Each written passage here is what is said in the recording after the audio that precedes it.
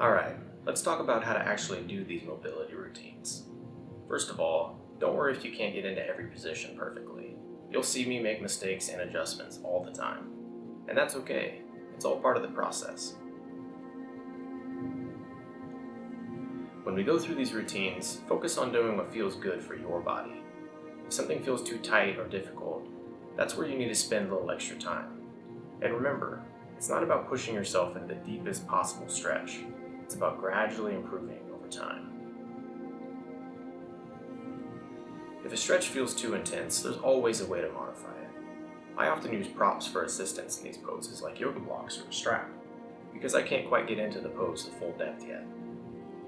You don't need to be super flexible to get started.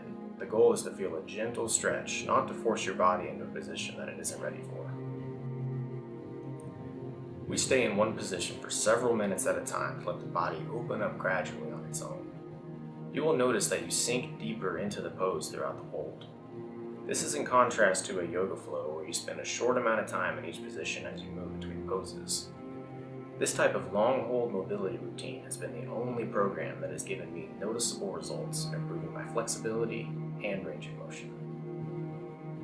I'll be here, guiding you through every step, every stretch. If you're ready to move better, let's start together. Take your time, listen to your body, and enjoy the progress, even if it's imperfect.